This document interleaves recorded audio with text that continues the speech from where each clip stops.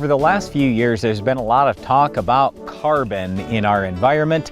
And one of the great things that we can do as farmers is store carbon in our soils. We're going to talk about how we do that during our Farm Basics time today. When I think about carbon, I just remember as a little kid, when we first started learning about plants in school, they would say, breathe on the plant, and it's going to be good for the plant because the carbon dioxide that's coming out of your mouth is going to go right into that plant. It's going to be great, and the plant's going to give you back oxygen. And so to me, this has been basic for my whole life, that plants are the answer to carbon dioxide. But the question here is, well, how can we actually tie up, sequester, or store that carbon in our soil? The way we do it is by building soil organic matter.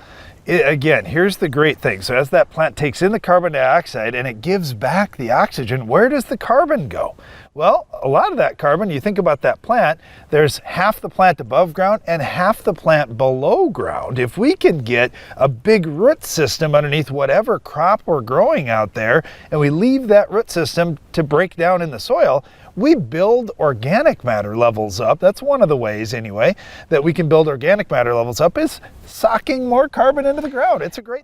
We apply manure or compost, we use cover crops, and we use biological products. When we do that over time, we can build soil carbon, which is basically building soil organic matter. That's really good for the soil, makes the soil more healthy, more responsive. We get higher yields, our ground is worth more, so it's really a win-win deal. Plants are the answer, and we can build carbon in the soil. Well, the best way to do that is grow more plants.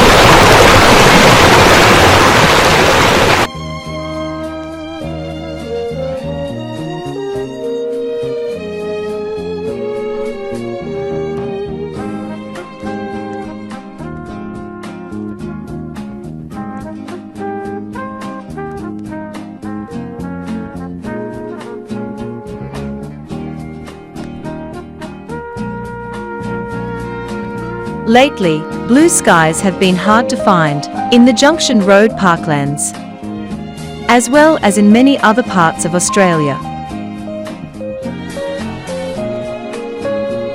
Massive bushfires in 2020, followed in 2022 by huge floods across large swathes of the eastern states of Australia.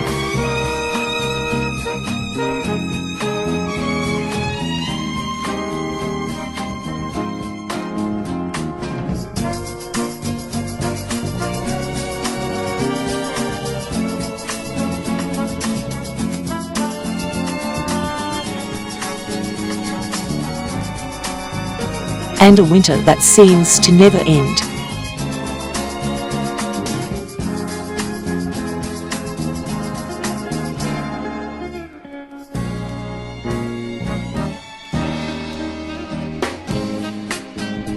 But could our failure to properly tackle worsening climate change mean that we eventually have one disaster too many?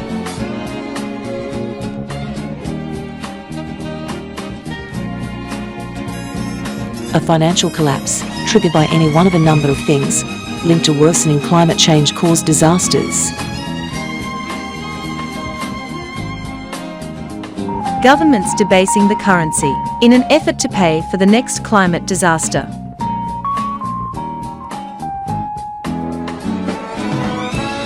Primary producers going bankrupt and causing a food affordability crisis.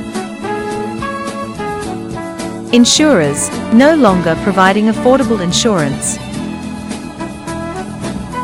Financial contagion caused by the financial effects of overseas climate-related disasters. These are just a few of the ways in which worsening climate-related disasters can harm our economic well-being.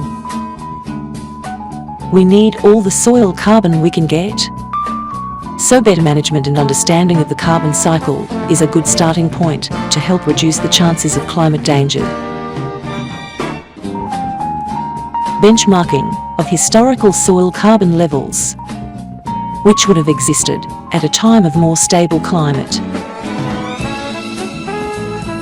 Developing and implementing new bio-understandings, and using these to start to restore soil carbon levels and start to rebalance the carbon cycle.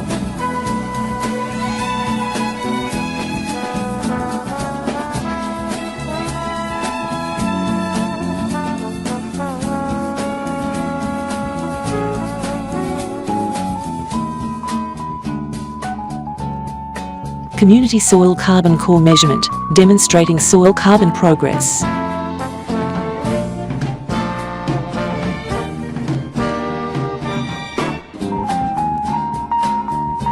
Many more microforests.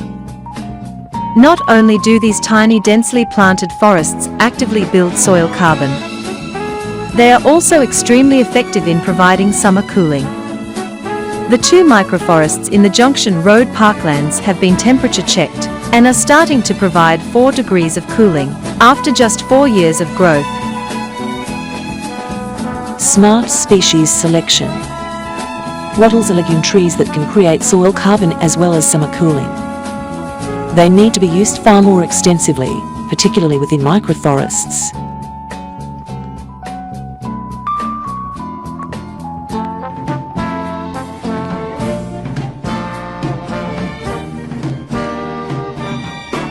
And there are also many smaller and ignored weedy legume species commonly growing in this area that quite probably also help create organic and mineralized soil carbon.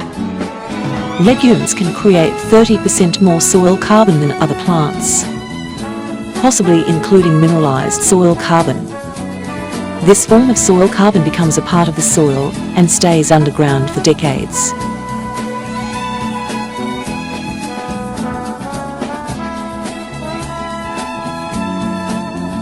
The Junction Road Parklands are an excellent location to showcase these relatively low-cost climate initiatives that bring suitably adapted soil carbon farming practices to suburban Melbourne, where many more community members will start to see and understand the value of better management of the carbon cycle.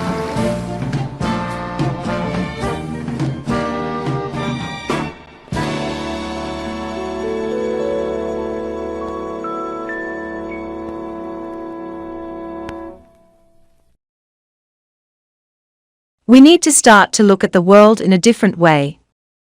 A person with diabetes knows that they have to monitor their blood sugar and dial up and inject their prescribed insulin dose 1 or 2 times each day. Close monitoring is needed to keep a diabetic healthy. A world with a carbon cycle out of balance is a world where soil carbon needs to be monitored in a similar way to the management of diabetes.